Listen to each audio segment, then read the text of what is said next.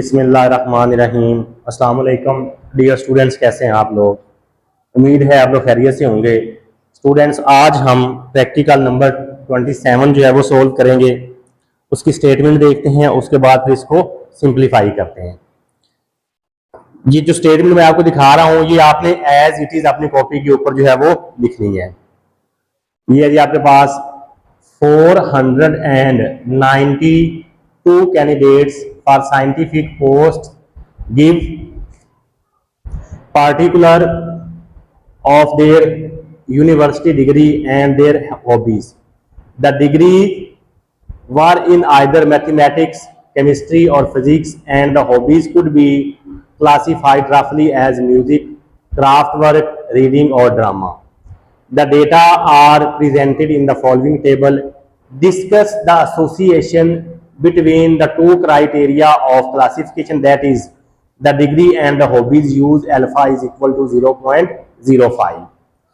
अच्छा जी, ये क्वेश्चन आपको चैप्टर 15 का क्वेश्चन है। ये दो तरीकों से पूछा जा सकता है। या तो वो पूछेगा जी इंडिपेंडेंस के बारे में या एसोसिएशन के बारे में। जैसे इस क्वेश्चन में उसने कहा जी कि find the two criteria between association. Association की बात कर रहा है, तो ये जो कुछ लिखा हुआ है ना, ये हर प्रैक्टिकल में हमने इसके तकरीबन 4 प्रैक्टिकल करने हैं। ये जो पहली 3 चीजें हैं ना, ये हर प्रैक्टिकल में हमने सेम लिखनी है। अगर तो वो कहे जी इंडिपेंडेंस चेक करें, तो फिर हम यहाँ पे इंडिपेंडेंस का जिक्र करेंगे। अगर एसोसिएशन की बात हो रही है तो null and alternative hypothesis. H naught, there is no association between attributes. अगर इंडिपेंडेंट की बात करेंगे तो हम लिखेंगे द एट्रीब्यूट्स आर इंडिपेंडेंट। मैंने आपको बता रहा हूं कि दो तरीके से क्वेश्चन पूछ सकता है, या तो इंडिपेंडेंस पूछेगा या एसोसिएशन पूछेगा। तो इस क्वेश्चन में एसोसिएशन की बात हो रही है तो हम लिखेंगे there is no association between attributes. इसका अल्टरनेटिव होता है there is association between attributes. इसमें हम कह रहे हैं एसोसिएशन नहीं है, इसमें हम कहेंगे एसोसिएशन है। इसमें हम लिखेंगे अगर इंडिपेंडेंट की बात हो द एट्रीब्यूट्स आर इंडिपेंडेंट, इसमें हम लिखेंगे the attributes are not independent. Number 2, level of significance. Alpha की वैल्यू दी हुई है तो ठीक है, अगर नहीं बताएगा तो 0.05 यूज करेंगे। इस क्वेश्चन में उसने बताया हुआ है।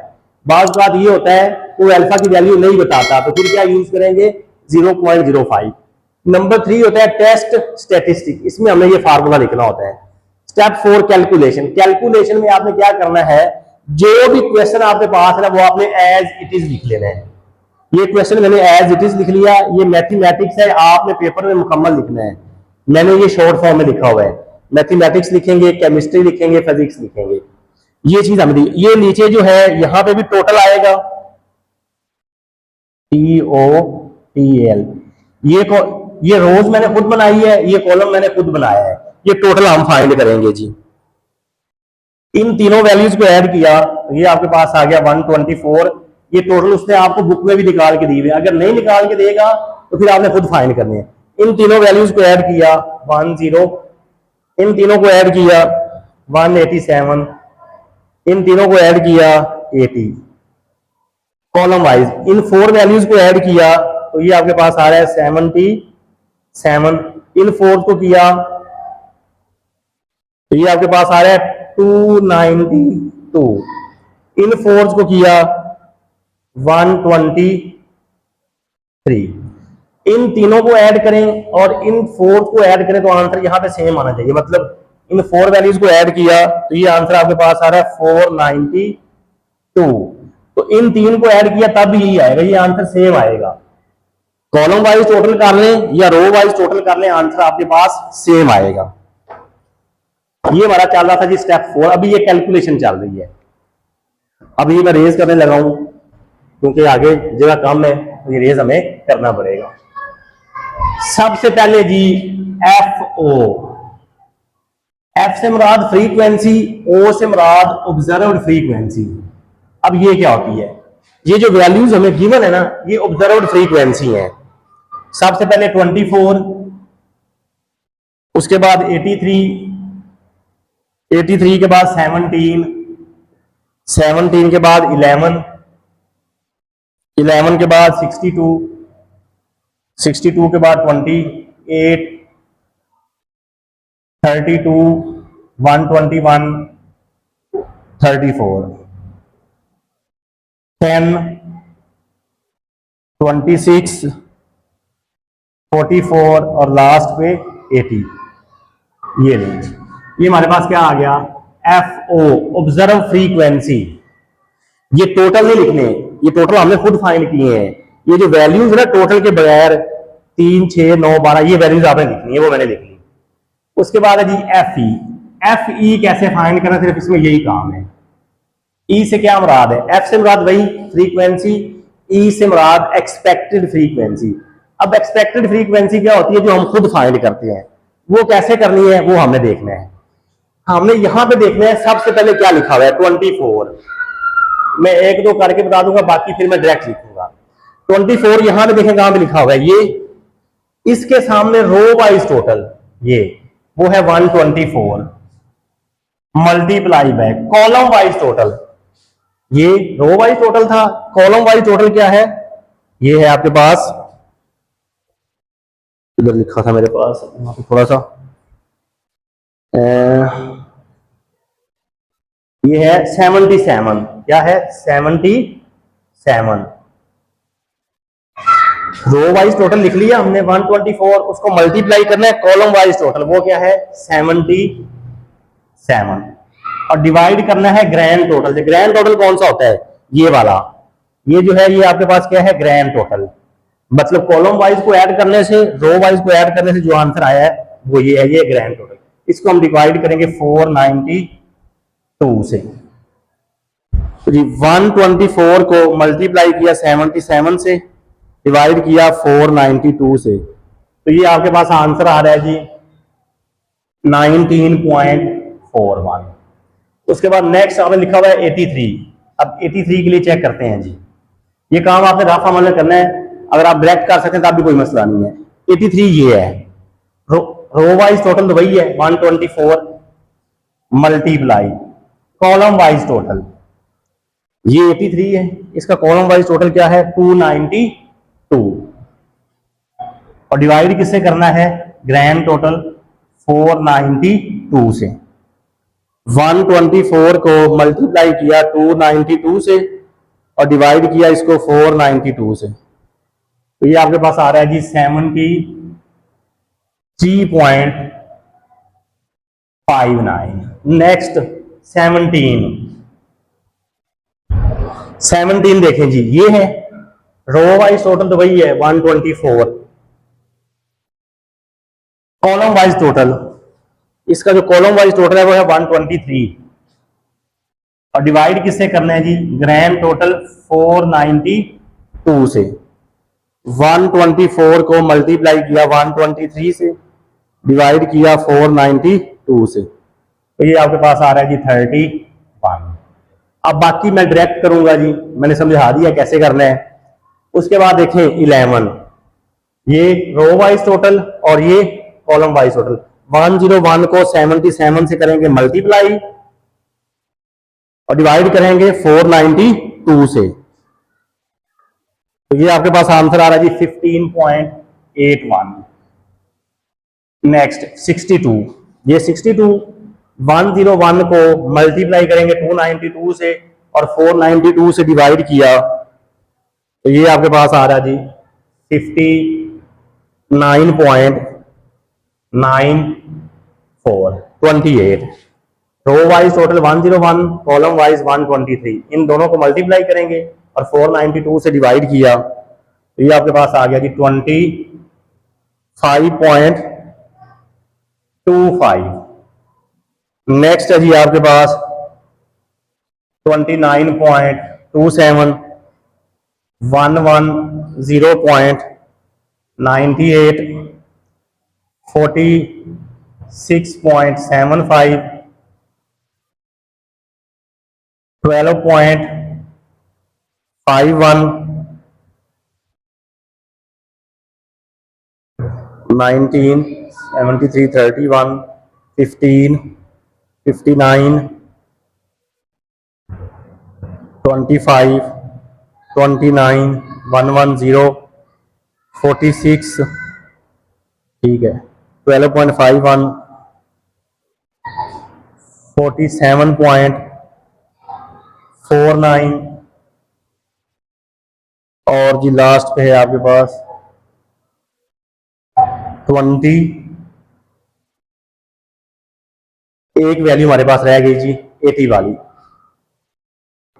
हाँ जी, ये देखें जी, ये 80 हमने एक्स्ट्रा लिखा था, बोला कैसे, ये तो टोटल है, ये तो आएगा ही नहीं। सिर्फ हमने वो वैल्यूज लिखनी है जो टोटल नहीं है। 3, 6, 9, 12, 1, 2, 3, 4, 5, 6, 7, 8, 9, 10, 11, 12, ये वैल्यूज आएंगी। टोटल नहीं लिखना, ये गलती से मैंने लिख लिया था। ये टोटल है ना, ये देखें, ये टोटल लिखा होगा, ये नहीं आएगा, ये नीचे वाले टोटल नहीं आएंगे, ये सिर्फ 12 वैल्यूज आएंगी। तो ये आपके पास FO भी आ गया जी, FE भी आ गया। उसके बाद हमने इनको करना है माइनस, उसके बाद इनका स्क्वायर करना है। नेक्स्ट कॉलम बनेगा जी आपके पास FO माइनस FE, इसमें से इसको माइनस करना है।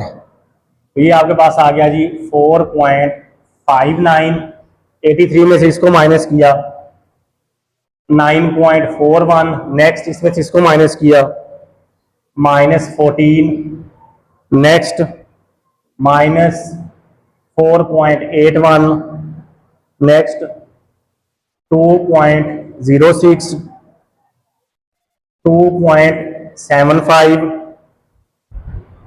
2.73, 10.02, माइनस 12.75, माइनस 2.51, माइनस 21.49 और लास्ट पे जी 24 लेंज। अब नेक्स्ट FO माइनस FE का स्केयर डिवाइडेड बाय FE, इसका पहले स्केयर करना है, फिर इससे डिवाइड करना है। 4.59 का स्केयर किया, जो आंसर आया उसको 19.41 से डिवाइड किया, तो ये आपके पास आ गया जी 1.0854। नेक्स्ट इसका स्केयर किया, इस वैल्यू से डिवाइड करवाया, ये आपके पास आ गया जी 1.2033। स्केयर में आपको पता है माइनस खत्म हो जाएगा। 14 का स्केयर 196 को डिवाइड किया 31 से, तो ये आपके पास आंसर आ रहा है जी 4 बल्कि एक दफा चेक कर लेते हैं जी। 14 का स्केयर किया, डिवाइड किया 31 से, 6.32। नेक्स्ट जी 4.81 का स्केयर किया, 15.81 से डिवाइड करवाया, लेकिन माइनस खत्म हो जाएगा, ये आपके पास आ रहा है 1.1634। इसका स्केयर करके इससे डिवाइड करवाया, 0.0708। इसका स्केयर किया, इस वैल्यू से डिवाइड किया, 0.2995। नेक्स्ट इसको मुकम्मल करेंगे जी, 0.2546, 0.9047, 3.4773, 0.5036, 9.7216 और लास्ट पे जी 28.8 लेंज। सिर्फ हमें इस कॉलम का सम चाहिए। इसका जब सम किया तो ये आंसर आ रहा है 54.11। यहां तक था जी हमारा स्टेप 4, कैलकुलेशन अभी हमारी मुकम्मल हुई है। उसके बाद नंबर 5, क्रिटिकल रीजन। ये जो मैं लिख रहा हूं ये सब क्वेश्चन का हिस्सा है प्रैक्टिकल का। इसमें सबसे पहले हम फाइंड करते हैं v जो है ये इक्वल होता है r-1 into C minus one. R से मुराद नंबर ऑफ रोज जो क्वेश्चन में गिवन है। ये देखें, पहली रो, दूसरी रो, तीसरी रो और चौथी रो, ये पांचवी नहीं है, ये हमने खुद फाइंड किया है। इसका मतलब है इसमें रोज कितनी है, 4 माइनस 1। सी कॉलम, पहला कॉलम, दूसरा कॉलम, तीसरा, ये नहीं आएगा, ये हमने खुद फाइंड किया है। तो सी की जगह पे क्या आपके पास आ गया जी, 3 माइनस 1। 4 माइनस 1 3 को 2 से किया 6। अल्फा दिया हुआ है 0.05। 1 माइनस अल्फा, 1 माइनस 0.05, ये आंसर आ गया जी 0.95। 1 माइनस अल्फा। अब हम इसको टेबल में देखेंगे जाके, काई स्केयर का टेबल है, उसमें क्या देखेंगे, chi square 1 minus alpha comma V, मतलब काई स्केयर 1 माइनस अल्फा की वैल्यू 0.95 और वी है आपके पास 6। अब 0.95 को देखेंगे, 6 में मैं बताता हूं कैसे देखेंगे, वो मैं टेबल आपको दिखा देता हूं। ये देखें जी, ये टेबल है, ये लिखा हुआ है ऊपर, क्वांटाइल्स ऑफ द काई स्केयर डिस्ट्रीब्यूशन। ये देखें कॉलम वाइज आपको वी नजर आ रहा है, ये जहां पे मेरी फिंगर है, ये देखें 6। इसको आगे चलते जाएं, जहां पे आएगा 0.95, ऊपर देखें जरा, लिखा हुआ ऊपर काई स्केयर 0.950, इसके सामने वैल्यू आ रही है 12.59। यहां पे अब हम लिखेंगे जी 12.59। यहां पे आप क्या लिखेंगे जी, chi square calculated greater than equal to 12.59। सिर्फ ये लिखना है जी हमने, ठीक है बस। Next 6, step 6 conclusion. इसमें हमने बताना है कि काई स्केयर को हमने रिजेक्ट करना है, और एच नोट को रिजेक्ट करना है या एक्सेप्ट करना है। हमारा जो कंसर्न है वो एच नोट के साथ है, अगर हम रिजेक्ट करेंगे तो भी एच नोट को, और अगर एक्सेप्ट करेंगे तो भी एच नोट को। अच्छा जी, सिंस सी मीन कैलकुलेटेड, काई स्केयर कैलकुलेटेड जो हमने खुद कैलकुलेट किया है, ये है 54.11 और ये ग्रेटर है chi square 1 minus alpha comma V के, जो कि इक्वल है 12.59।